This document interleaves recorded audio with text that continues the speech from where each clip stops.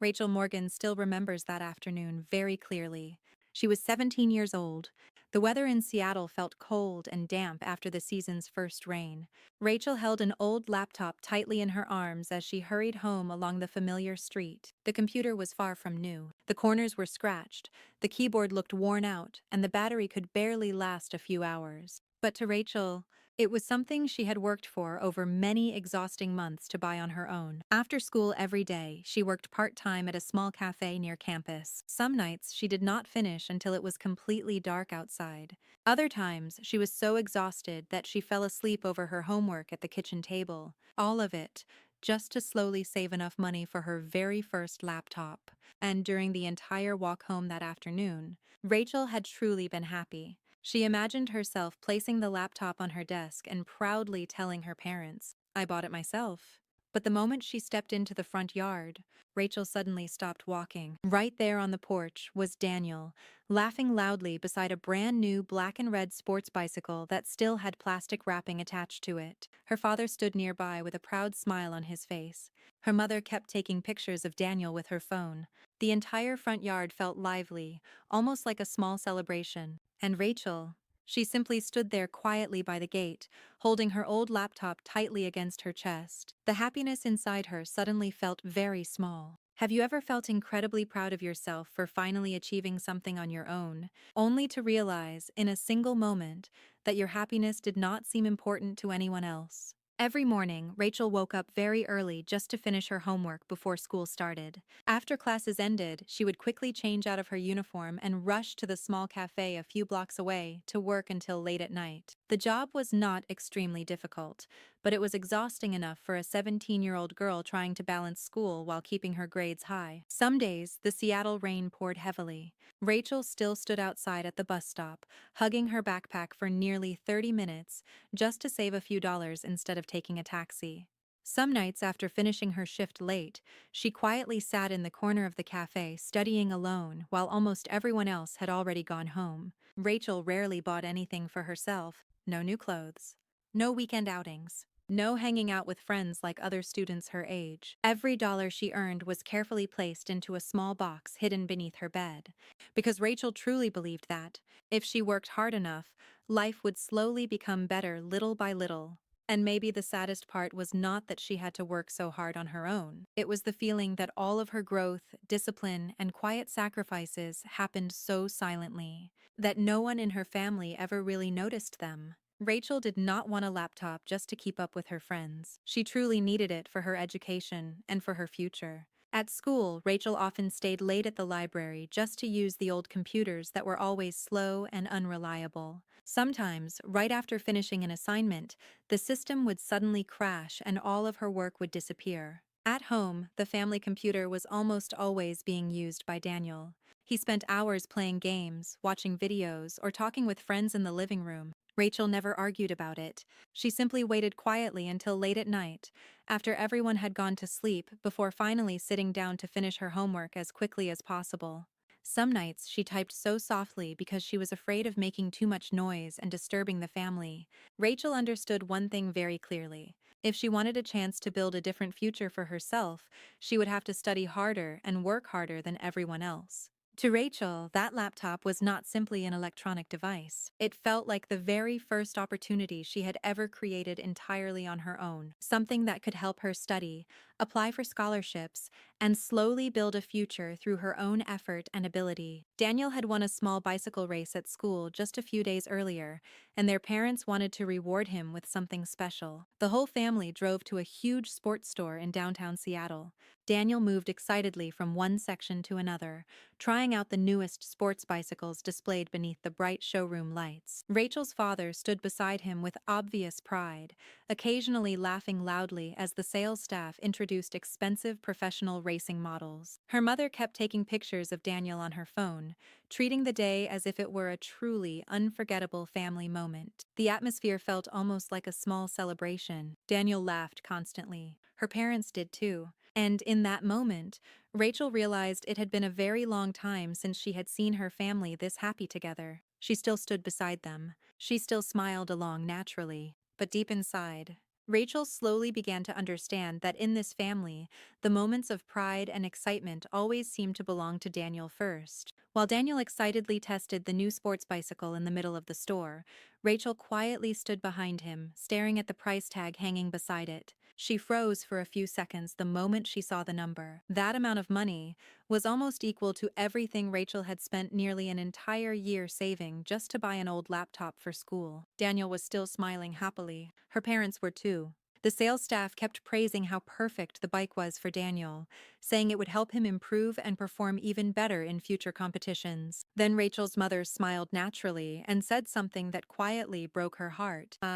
Boys need more investment for their future. No one in the store seemed to think there was anything wrong with that sentence. Even her father nodded in agreement. And Rachel, she simply stood there silently behind them, gently tightening her grip on the bag holding her old laptop. In that moment, Rachel suddenly felt like all of her effort had become painfully small. She had worked part-time for months, saved every dollar carefully, handled her education alone without ever asking anyone for help. Yet somehow, none of those things seemed as worthy of pride as Daniel simply standing there while the whole family willingly gave him the very best. Have you ever felt like you had to work 10 times harder than everyone else just to receive the smallest amount of attention or appreciation? That night, Rachel quietly carried the old laptop up to her room. The small bedroom on the second floor was dark as usual, lit only by the dim yellow lamp above the old desk near the window. She gently placed the laptop on the table and sat there silently, staring at it for a long time. The computer was truly old. Some of the keys were worn down. The outer case was covered with scratches, as if it had passed through many different hands before reaching hers. When Rachel pressed the power button, the cooling fan immediately made a loud rattling noise in the quiet room. But strangely, she still felt it was more precious than anything she had ever owned, because this was the very first thing Rachel had ever bought entirely through her own hard work. Outside her bedroom, Daniel's voice still echoed through the hallway. He was excitedly showing off his new bicycle to their parents, and every now and then, Rachel could hear the whole family burst into loud laughter together. Downstairs felt warm and joyful, almost like a real celebration. And Rachel, she sat alone in the quiet darkness, holding the old laptop tightly against her chest. And in that moment, Rachel suddenly felt a heartbreak so heavy that she could barely breathe.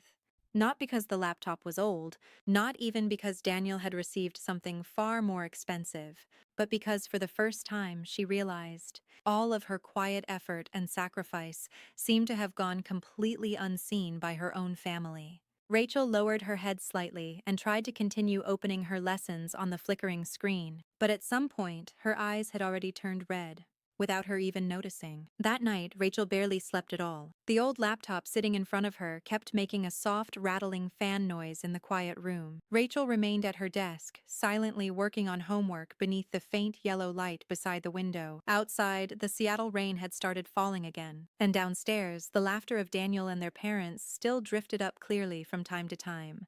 They were still talking about the new bicycle, Daniel's upcoming competitions, and the bright future everyone believed he had ahead of him. Rachel tried to focus on the assignment in front of her, but the longer she stared at the screen, the emptier she felt inside.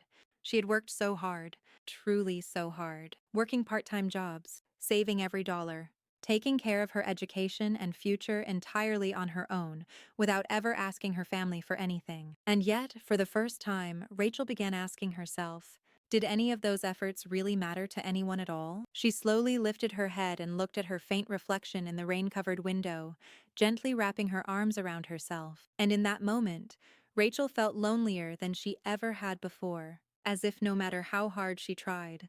In this family, she would always be the one forced to stay strong completely alone. It was nearly 2 in the morning, and Rachel was still sitting alone in front of the old laptop that had grown warm after running for hours. The small room was completely silent. The laughter downstairs had disappeared long ago. The whole family was probably asleep after a happy day celebrating Daniel's new bicycle. Only Rachel was still awake. Her eyes slowly drifted toward the empty savings box beneath her desk. Every dollar she had carefully saved for months had now turned into nothing more than a used old laptop. But money had never been what hurt Rachel the most. What truly hurt was the feeling that she always had to take care of everything on her own, while Daniel seemed to be loved and prioritized so naturally, without even trying. Rachel slowly closed the laptop screen and leaned her head back against the chair, and for the first time in her life, she fully understood something deeply painful.